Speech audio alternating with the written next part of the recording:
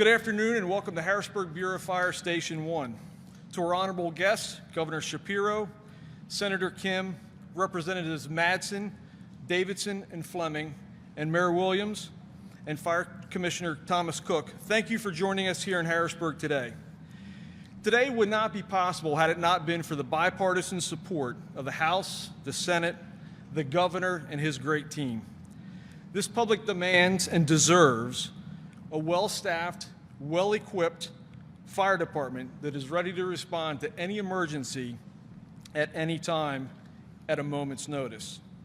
Harrisburg's unique from other cities our size in that we have not only the citizens to take care of, but we're responsible for the critical core of the Commonwealth's government.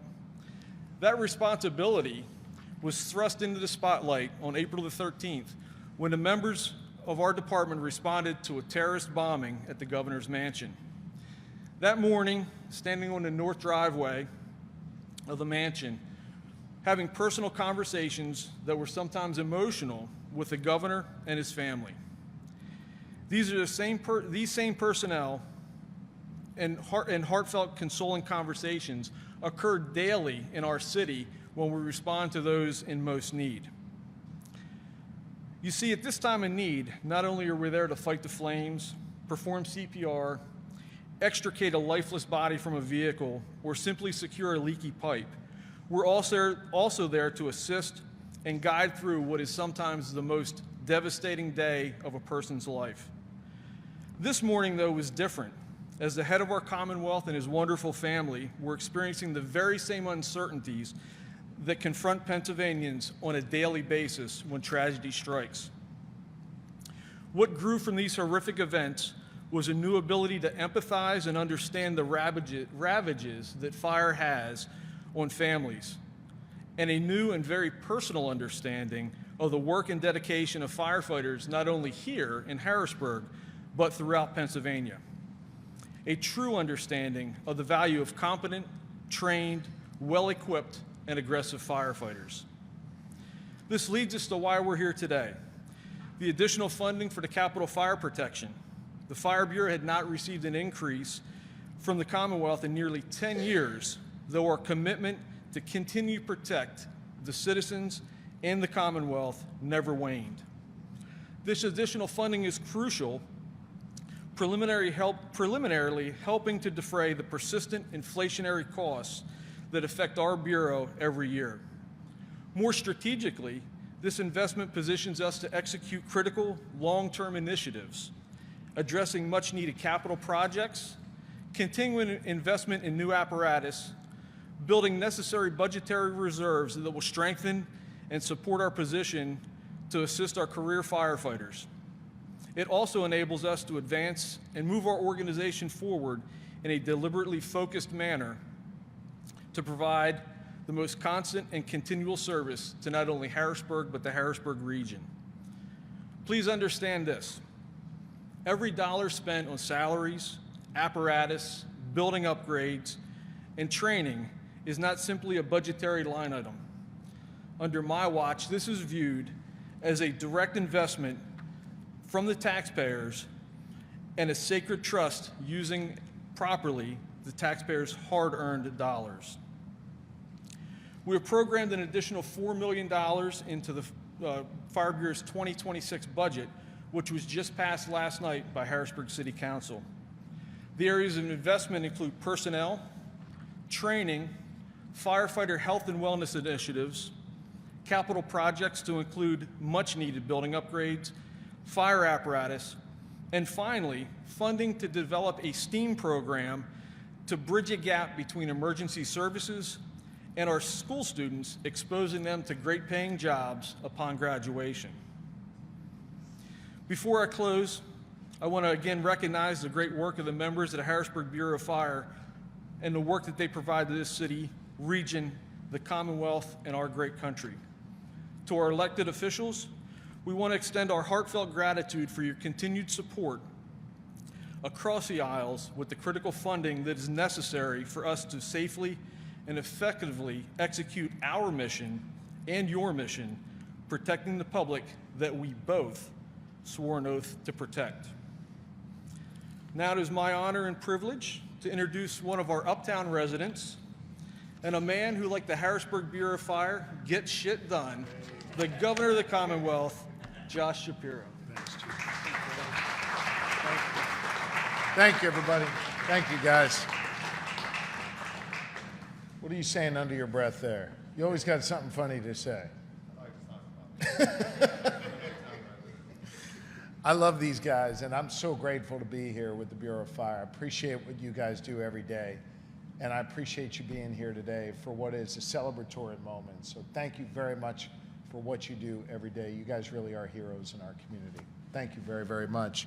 I want to say thank you to all the firefighters here, to IAFF, Local 248, the incredible work IAFF does all across this Commonwealth. I want to recognize and thank Commissioner Cook for his great leadership across this Commonwealth. And I want to thank Mayor Williams for your steady leadership here in this city. And of course, my partners when it comes to legislating. You heard the Chief refer to the important bipartisan victories we've had.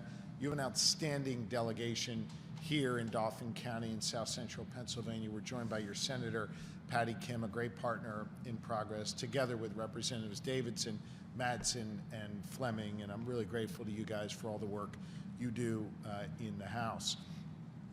It's good to be back at the Uptown, and it is good to be here and have the opportunity to be celebrating. I didn't realize how emotional I'd be coming back in this room where we enjoyed lunch together just a few months ago. I wanted to take a moment and talk about my interactions with the Chief that led us to this day. Not my interactions with the Chief on that night of the attack, but actually my interactions with the Chief dating back to July of 2023. It was that day when I got a call from Senator Kim that the Broad Street Market had a terrible fire. And we immediately, all of us, rushed there to make sure that the public knew just how important this market was to all of us and that we were going to work to rebuild it. And as folks here in Harrisburg know, my administration has committed capital resources to getting that done as you all progress there. But what you probably don't know is that day the Chief grabbed me and said, "I'd like to show you the damage. I'd like to show you what's going to be needed to rebuild this extraordinary building that had some really neat historic elements. You guys go do your job. That's way more important."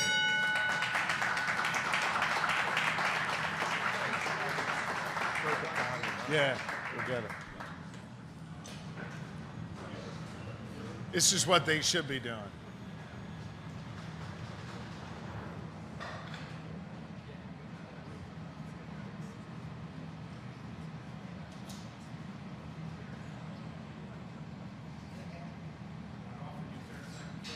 I know. I'm happy to be second fiddle, Brooksy.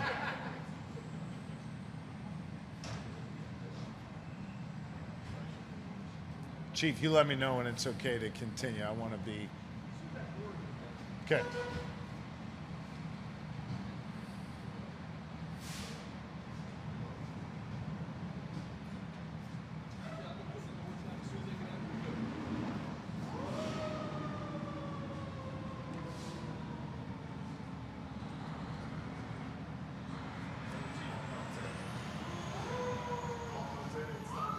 Gotta go.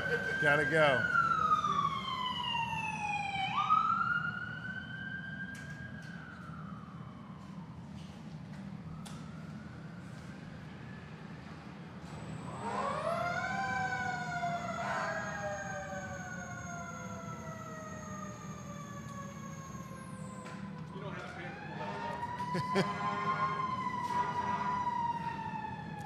So look, what you just got the chance to witness is what these guys do regularly.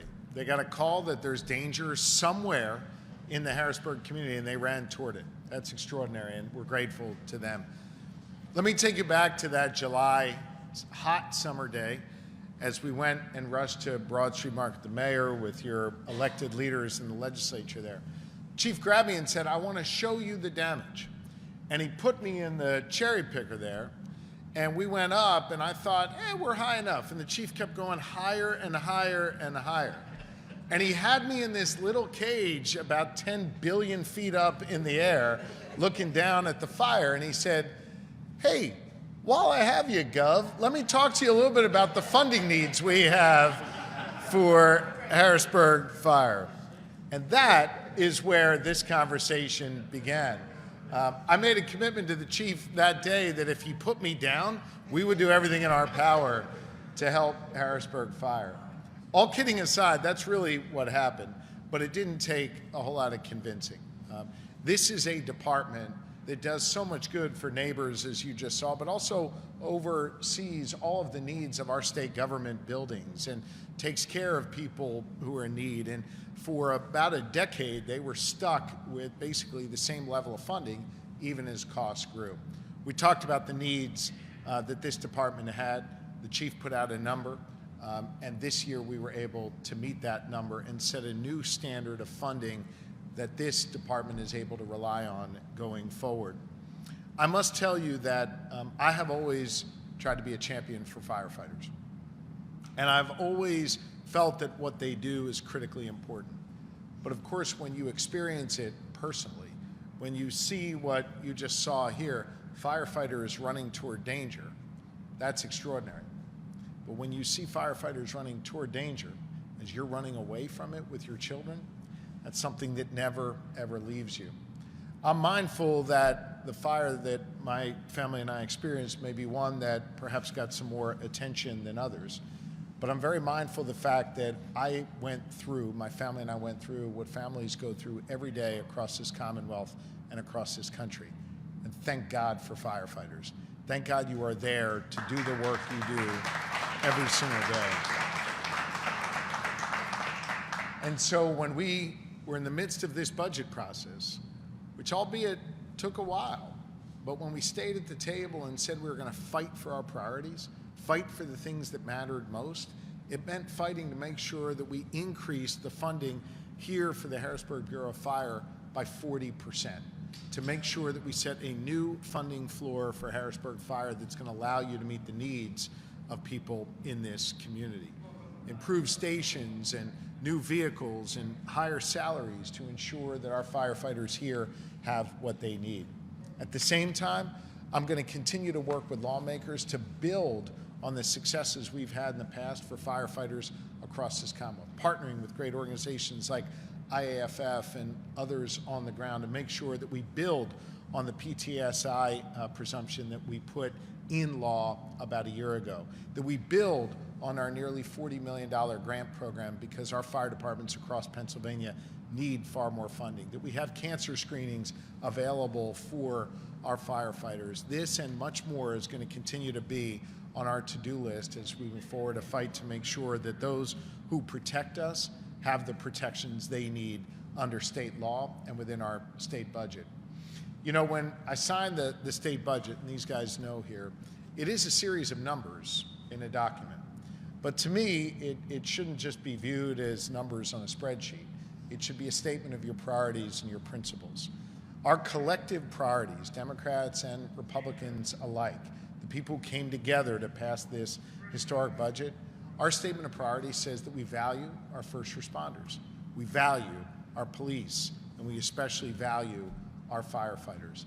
I'm so incredibly indebted to all of you and grateful to all of you. And I have only one ask, Chief. Don't ever put me up in that thing again. That was way too high.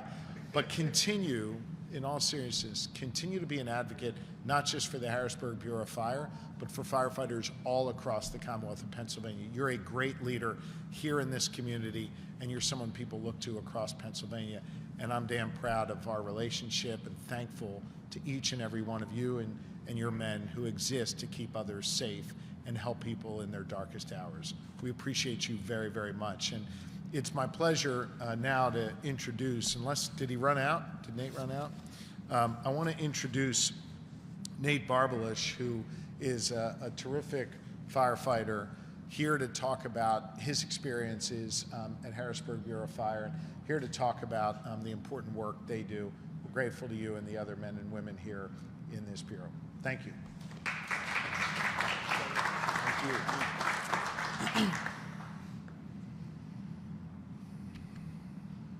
Thank you, Governor, and thank you, members of the legislature, Madam Mayor, Commissioner. Thanks, everyone, for being here.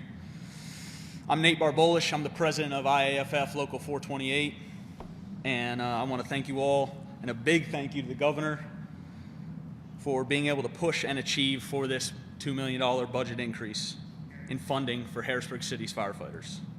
I cannot thank you enough. Like many departments in the state, Harrisburg has seen its share of hard times. But thanks to the tireless work of everyone here, my union brothers of the PPFFA, as well as others, the city now has better means to not only help protect its citizens, but also continue to be a big brother to the region. We respond not only to the city, but many other townships and struggling departments around us, so it's nice to be able to continue to help them as well. This funding will also help Chief Enterline, Mayor Williams, and City Council fund the firefighters themselves, right? This Bureau is made up of 96 men and women, and this money will help fund pay increases. It will help fund necessary benefits, all of which help keep this Bureau running, keep its firefighters on the street, and keep this community safe. That's all I have to say.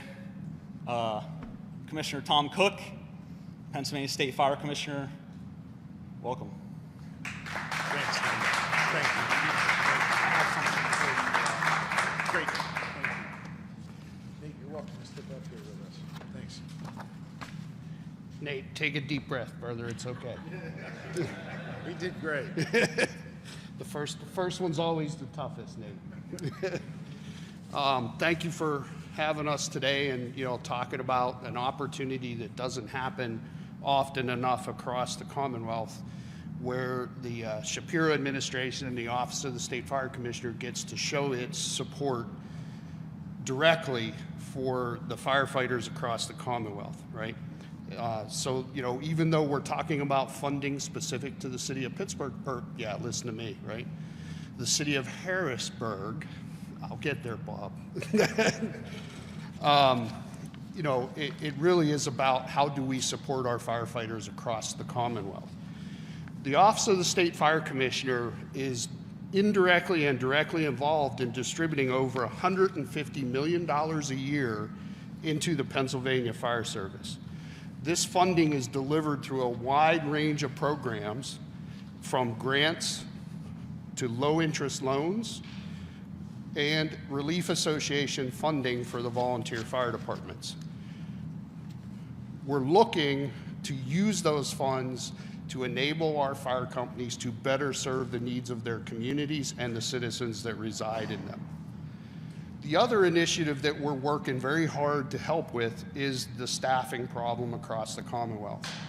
Recruitment and retention has become a huge priority for fire departments, both career and volunteer, across the Commonwealth, and we are looking to launch some new initiatives in 2026 to assist them with that, the issues of recruitment and retention.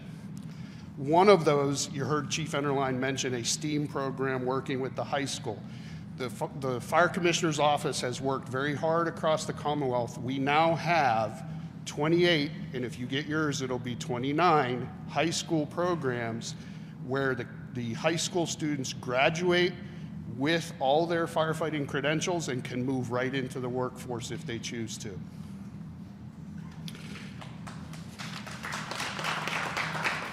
While we're talking about training, the third leg of the Fire Commission is the State Fire Academy.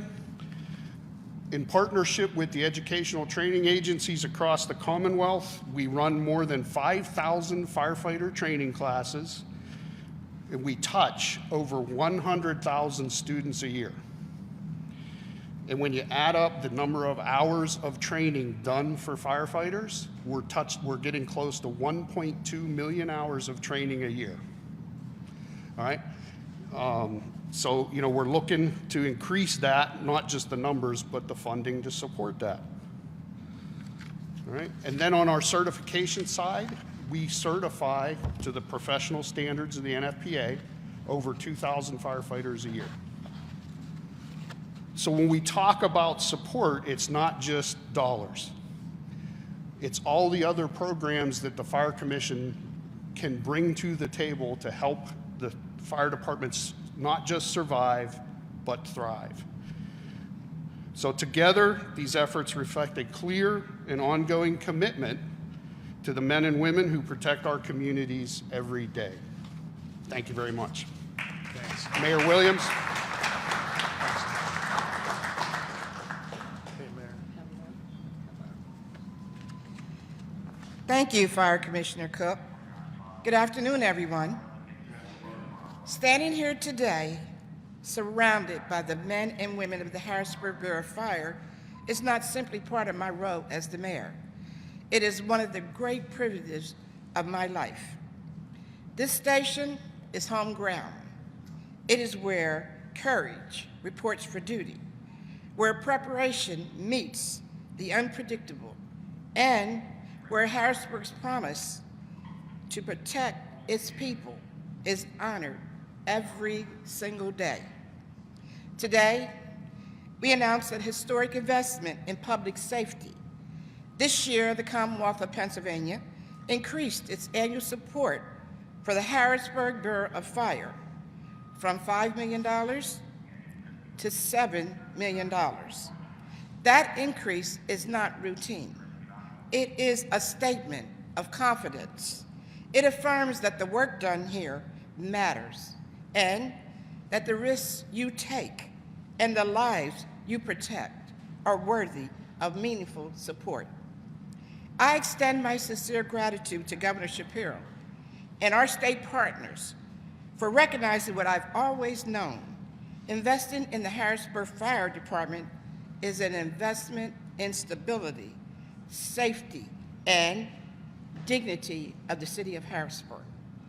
Earlier this year, this department responded to one of the most sobering incidents any firefighters can face, the arson at the governor's mansion. That moment reminded all of us how quickly danger can escalate and how essential it is to have a fire department that is disciplined, fearless, and ready without hesitation. When that call came in, you did not pause. You ran towards danger to protect lives, history, and the seat of our Commonwealth. When the governor and his family later came in to this station to thank you, it was not about ceremony. It was about respect earned through action. That trust is why this funding matters.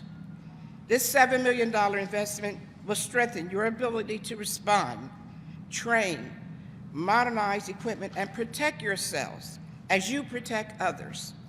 It reflects the shared understanding that firefighter safety is public safety and that excellence is built through preparation and sustained commitment. To Chief Enterline, Senior Deputy Chief Souter, Deputy Chiefs Sadazan and Wise, and every fighter here today, I am deeply proud of this department.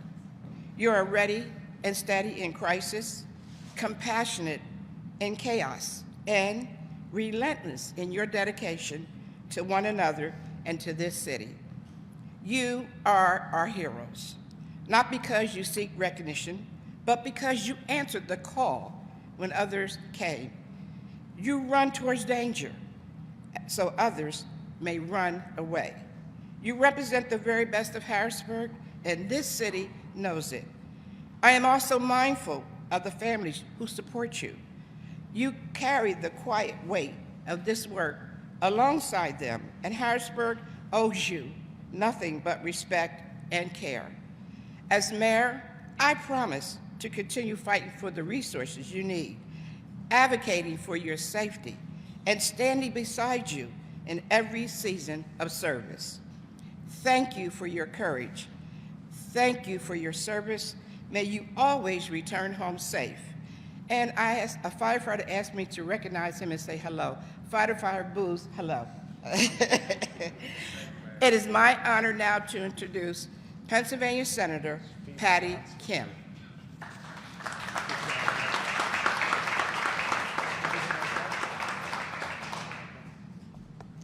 Good afternoon, everyone. Governor Shapiro talked about the day of the attack, and I remember that day. I remember where I was when we got that news. And Governor, I met your family and all of your children. They are lovely, special people. I pray that you continue to heal that attack, and we're grateful that you're here. We're grateful for the fire department. I want to congratulate the Bureau of Fire for receiving this additional funding. I want to thank the fire chief and his amazing team for the service you do for the city of Harrisburg and the surrounding area. And thank you, Governor, for being so supportive and signing this into law. Last year, the department responded to 3,500 calls, 3,500 calls. 500 of them were outside the city or mutual aid to our neighbors, especially to Swatara Township and Steelton. About 25 years ago, I used to cover these fires as a news reporter. I saw up close the danger and the exhausting work that these firefighters do on a daily basis. It was impressive. As a city council person, I served as public safety chair and learned more about the department's operations and budgetary needs. And then as state representative, in 2013 was one of my first floor speeches, then asking to install the fire reimbursement line item in the budget for the first time. The House Appropriations Chair, Bill Adolph, which I'm sure you remember, Governor, worked with me during the Corbett administration to make sure that this happens, and I'm grateful that this has always been a bipartisan issue and bipartisan effort. But every year, the governor, not this one, in the last 10 years, would put the fire reimbursement into his budget proposal and then take it out. And then we have to fight for it to put it back in every single year, but it was worth it.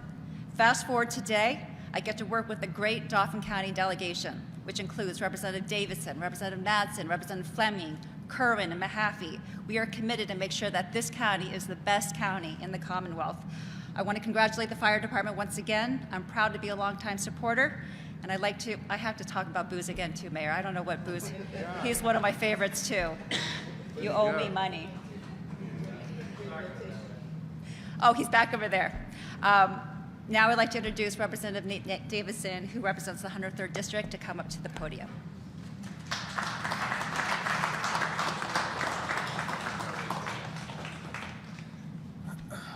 It's tough when you're the. Not recognize Booz, if you don't mind. Yeah, I'll give a pass this time. You know, it's tough to be the caboose because everybody said everything I was going to say. So now I got to think on my feet. So good afternoon, everyone. Thanks for being here. It's a great day to be in the city of Harrisburg, standing alongside our governor and celebrating this critical investment. So first, before I get going, thank you, Governor Shapiro, for your advocacy and support for this important budget line and your leadership over the many years, and acknowledging the role that our first responders play in our community every single day. And to Chief Enterline and all of the members of the Bureau, it is an honor to stand here with you today. And thank you for what you do to keep our community safe every day. You know, many of us have been advocating for this budget line for many years.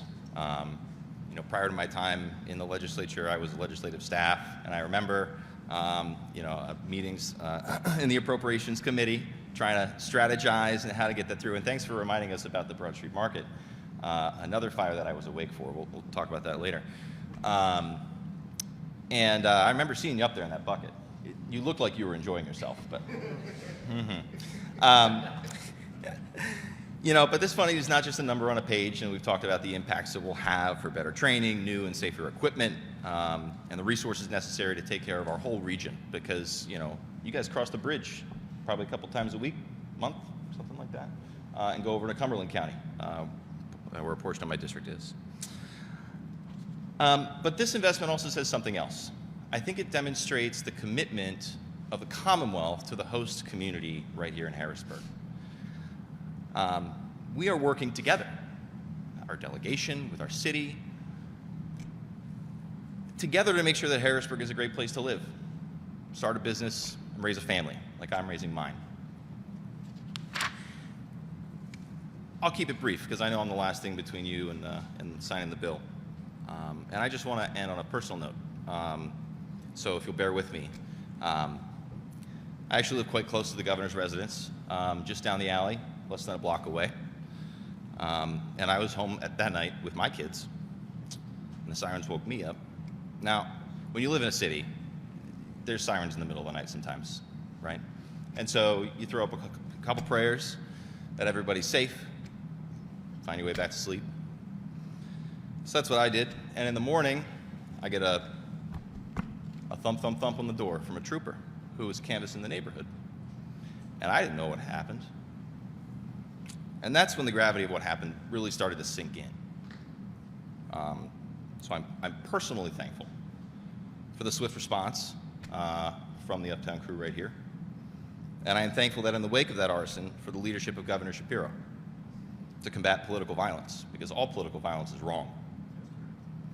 And so, if you'll indulge me, to set aside my role as a legislator and just talk to you as a neighbor. Thank you. Thank you.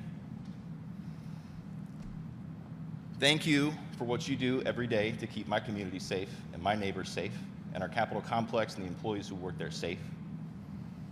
And thank you for having the strength to stay in the fight for our rights of freedom of speech and religion and the freedoms from fear and want that are protected in our Constitution. So, thank you all for being here today. Thank you for the work that you all do and for the support of our governor. And with that, I think we're going to sign a bill.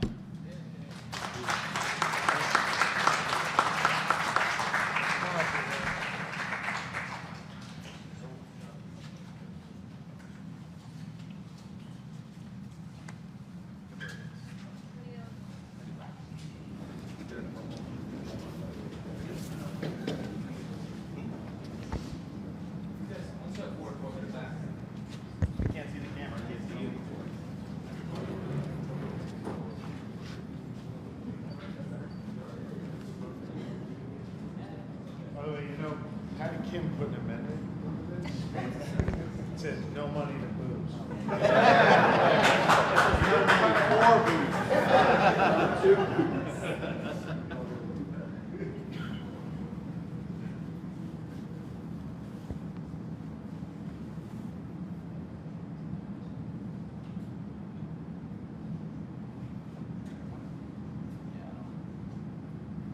writing an essay.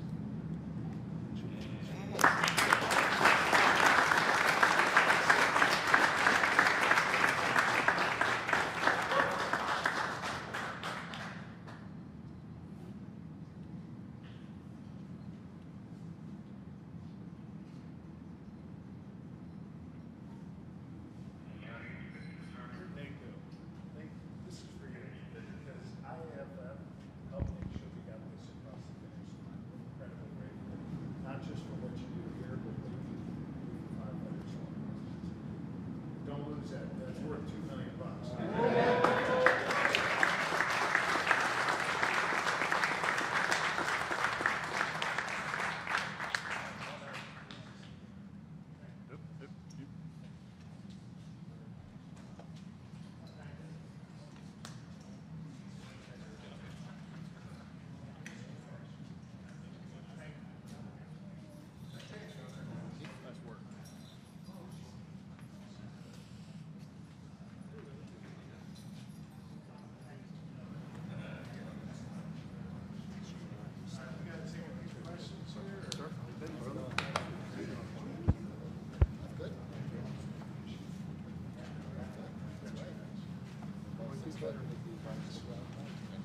That's your choice. Are we taking questions? Oh, yeah. Go ahead. Anybody got any questions? Earlier this year, you have the lunch for first responders. Yeah. One of the things that you said was you personally thanked them for saving you and your family's life. Yeah. Can you talk about why funding the department here was so important to you for this special budget this year? Funding for firefighters in general has been important. I've worked with the IFF and others to make sure we try and increase their grant programs.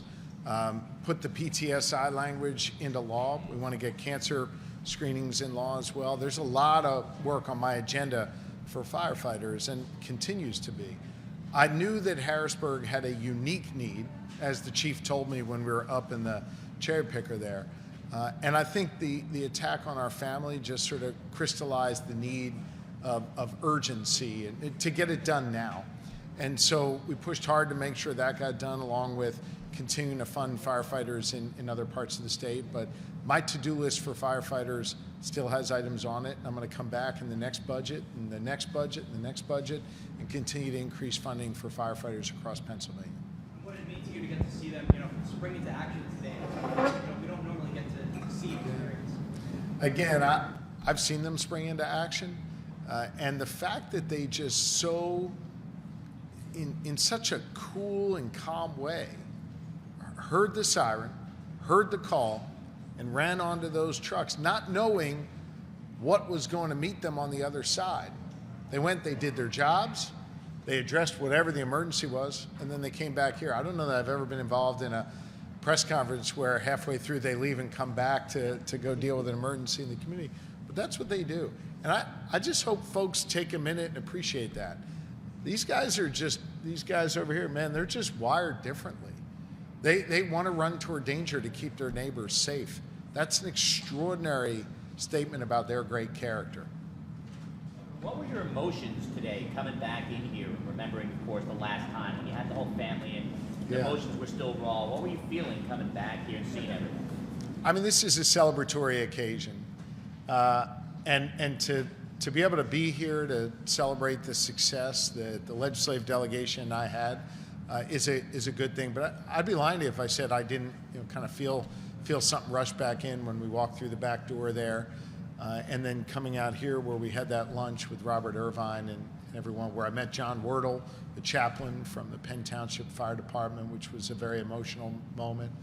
Where I got to hang out with Booz and the other guys while they ate. I mean, this place represents to us, a portion of the healing that my family and I have done along the way, and it's still emotional to be back here.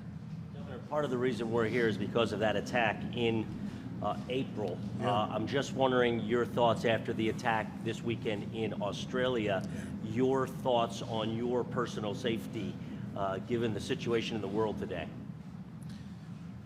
Let me answer your question, but if I could separate it out and try and address both pieces of it. What happened in Australia as Jews gathered there to celebrate Hanukkah, 15 people were killed in one of the world's most deadliest acts of anti-Semitism, certainly in recent history. It's just awful. Everyone should have the freedom to practice their faith as they want, whether in a park, at a beach, in a town square, the governor's residence, or anywhere else.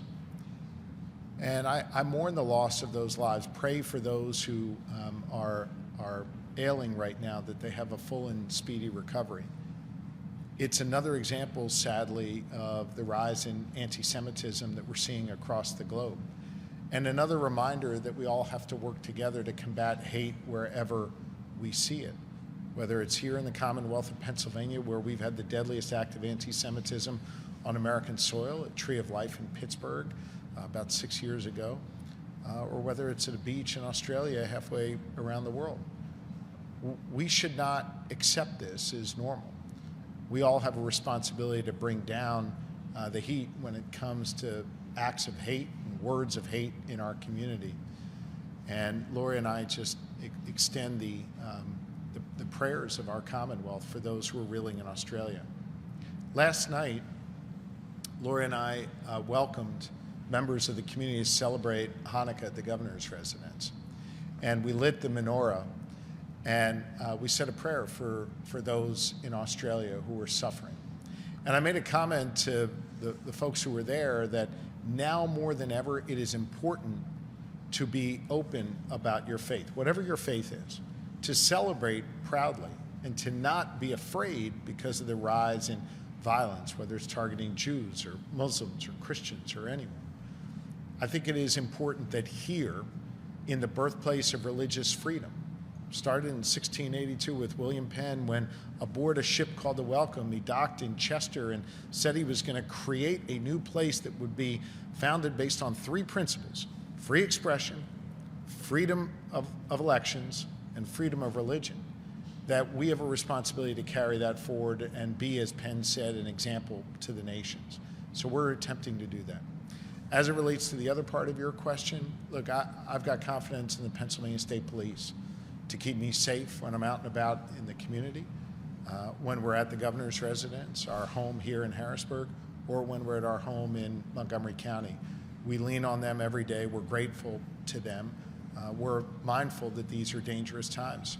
About a week ago, I shared the stage at the National Cathedral with Governor Spencer Cox, the governor of Utah, Republican governor of Utah.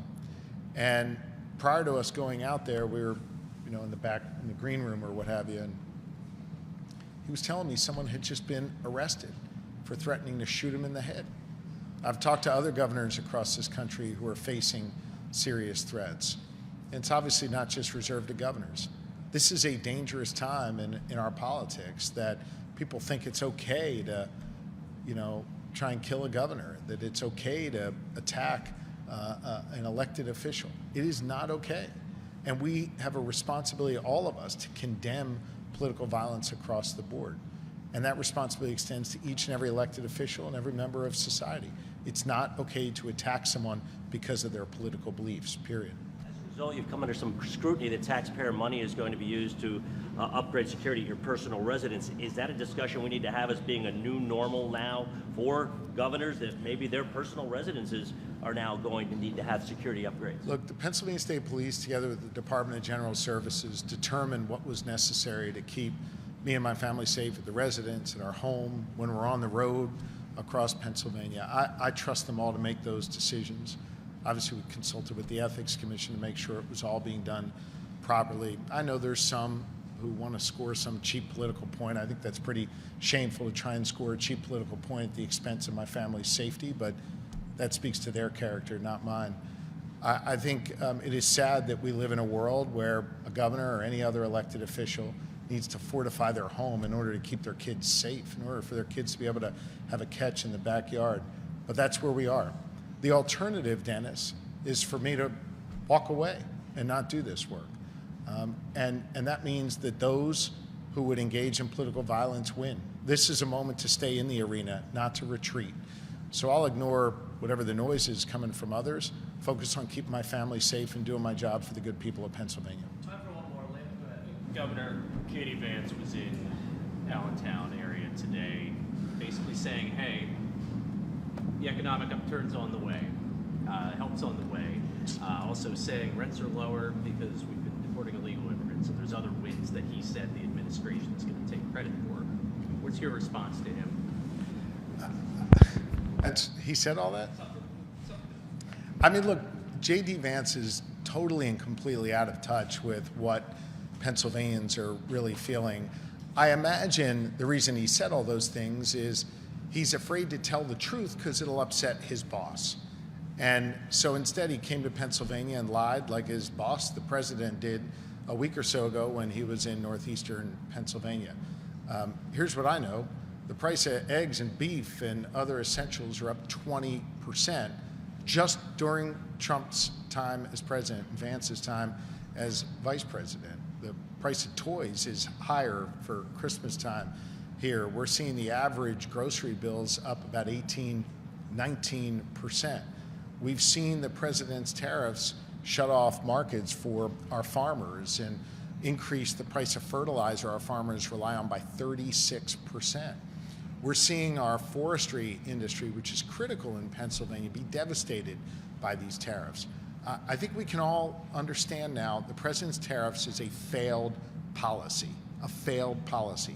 All it has proven is that he knows how to raise prices on the American people. We are worse off because of Donald Trump and J.D. Vance's economic policies. I also thought it was somewhat ironic that on a day when a terrible jobs report came out, J.D. Vance was in a community where Mack Truck is, who had to lay off 300 people in the Lehigh Valley because of the president's tariffs and the vice president's tariffs. Their failed economic policies are hurting the good people of Pennsylvania. Now contrast that with what we've done. We've brought Republicans and Democrats together to cut taxes 7 different times, put money back in people's pockets. We've got the only growing economy, Pennsylvania does, in the northeastern part of the United States. Our bond rating is up. We've got about an $8 billion surplus. We're in strong shape, and we're showing calm and steady leadership. Contrast that with the chaos coming out of the Trump-Vance administration. I think it is insulting to the people of Pennsylvania that this guy shows up and lies to the good people of Pennsylvania and tries to convince them to unsee something they saw with their own eyes, rising prices at the grocery store and elsewhere. So I guess JD was afraid to upset his boss, and this is what you get, more lies here in Pennsylvania. Good people of Pennsylvania are pretty darn smart, and I know they'll reject JD's BS. Can I just get one more? You mentioned the Broad Street Market in your opening remarks. I don't know if you're aware a wall collapsed yesterday. Yeah. Is there any more the state can be doing? This thing has languished for over 2.5 years. Yeah, look, I think the local folks need to get their act together and rebuild this thing already. We're committed to putting real resources in from a capital perspective. I frankly have been frustrated by how long it's taken. We've let local leaders know that. This is a critically important place for the community, symbolically and also just where people go to get their fresh groceries and gather as a community. I want to see them rebuild it, and we're committed to putting real capital dollars in. They got to get moving here already. Thank you all. Thanks. Thanks, Chief.